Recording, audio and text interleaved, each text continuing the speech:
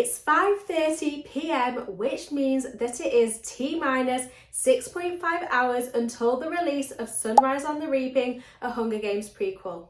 I am so excited for this new book that I have decided to stay up all night to read it. Emery's Crime here, as well as being on BookTube. You can also find me on my TikTok account and also on my Instagram account.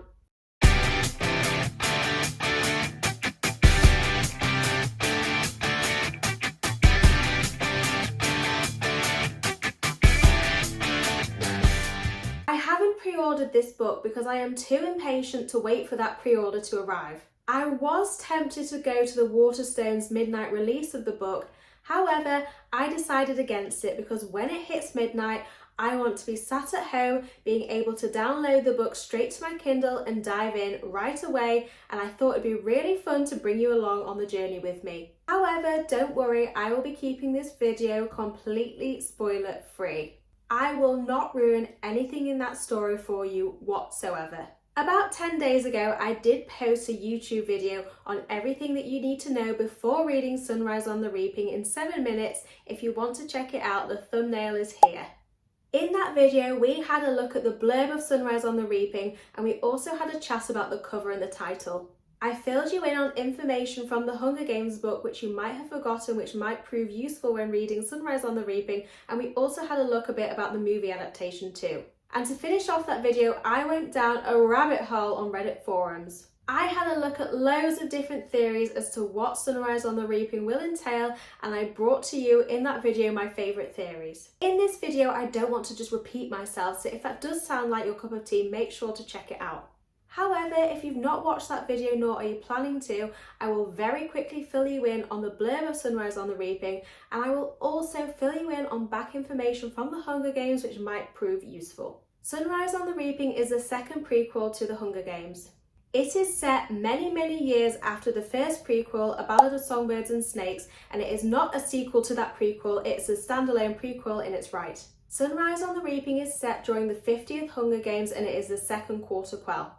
And because it's a quarter quell, double the amount of contestants are required to take part. The story follows Hamish Abernathy, who we know very well from the Hunger Games, and he is from District 12. He's in love, he has a family, the Hunger Games are the last thing on his mind until he gets chosen to take part. The other 3 contestants from District 12 who are chosen are a girl that's like a sister to him, a compulsive oddsmaker, and the most stuck-up girl in town. And as the Hunger Games begin, Hamish begins to realise that he has been set up to fail. So here's what we know about Hamish. So first of all, what we know is that he won his Hunger Games. And of course, during the Hunger Games trilogy, he acted as a mentor for Katniss and Peter. He sorted out their sponsors, he sent them food and other provisions while they were in the arena. And obviously we know that he played a key role in the rebellion against the Capitol. Anyhow, that's enough of me wittering on. I shall see you later at midnight. I then spent the next few hours patiently waiting for midnight reading A Court of Silver Flames. Yes, that's right, you heard it, A Court of Silver Flames.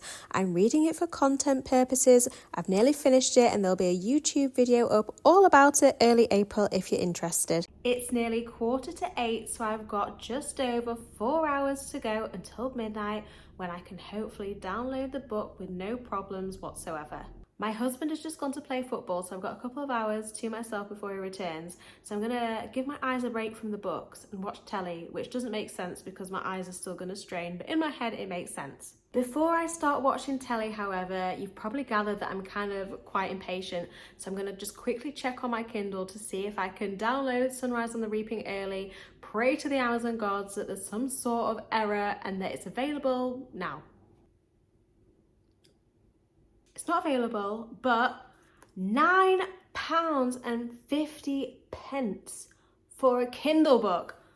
That hurts my soul so much. Once it hit about 10:30, my husband Tim went up to bed like a sensible human being. This did mean that I only had 90 minutes to go until midnight. Hi everyone, we're not far off midnight and I'm just whispering because my husband is upstairs and he's asleep and I don't want to disturb him. I'm gonna do my skincare and get all ready for bed so that when it hits midnight I can be super comfy as I read, and then once I finish I can just go straight to bed.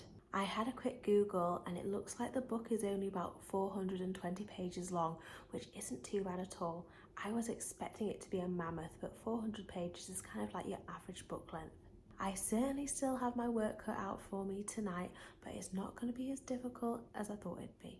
Now for a very short interlude as we wait for midnight as I try and kid myself into being a skin influencer. I can't see that happening anytime soon. I think I'm just going to stick to the books. Anyhow, looks like it's about to turn to midnight. I've downloaded it. I'm so excited.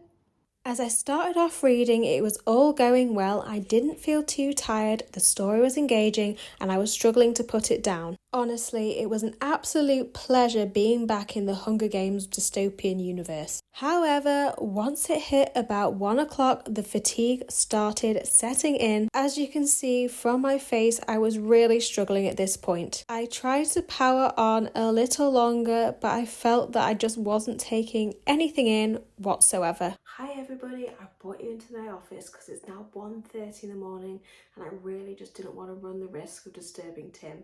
Usually I'd tidy up my books before chatting to you, but honestly I am absolutely knackered. I really do not have the energy to do that right now.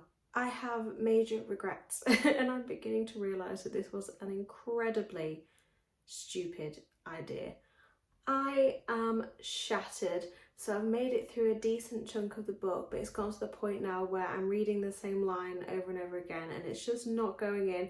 So I'm going to go to bed, set my alarm for a reasonable hour and get this book finished in the morning. Night everybody, sleep well. Morning everybody, I've had a shower, I've washed my hair, I've put on some makeup and I now feel like a new woman. I'm about 50% of the way through the book so far and I am absolutely loving it. I promise I'll keep this spoiler free, but what I will say is so far it feels so nostalgic. In Sunrise on the Reaping there are some familiar faces such as Mags, Effie and Beatty, and I just love that they make an appearance in this book. I'm going to spend the rest of the morning cracking on getting through this book and I will tell you what I think once I've finished.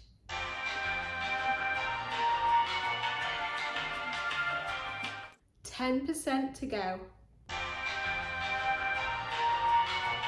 I've finished. Let's go to the office and I'm going to tell you my final thoughts. I am so sad that that is over. I thoroughly enjoyed it. Part of me does regret rushing through that so quickly, but I really wanted to get this video out today on publication day. It was so nostalgic reading this book, and obviously, as I said, I don't want to give away any spoilers, but if you enjoyed the first Hunger Games book, then I really don't think you'll be disappointed when it comes to reading this. Previously in this video I did say that this was a prequel and a standalone in its own right, however that's not quite the case. There are some spoilers as to what happened in A Ballad of Songbirds and Snakes, so I would recommend reading that first if you've not already. It was so strange reading this because from the Hunger Games trilogy we do know quite a bit about Haymitch's life. However, that didn't mean that the book was boring in any way. It was incredibly difficult to put down. As I said earlier, some characters from the Hunger Games books make an appearance in this. We also see appearances from characters in the Hunger Games relatives. I won't tell you who though, you're just going to have to read and find out for yourself. Star rating wise, I ended up giving this book 4.5 stars out of 5. I thought it was absolutely fantastic, but I just couldn't give it 5 stars out of 5 because in my opinion, it just doesn't beat the first Hunger Games book. Thank you so much for taking your time to watch this video of my very poor attempt at staying up all night to read Sunrise on the Reaping. Even though I didn't manage an all-nighter, managing to finish the book on publication day is pretty impressive if I do say so myself. If you're able to like this post and hit that subscribe button, it would mean the world to me. Thank you so much for watching. Bye!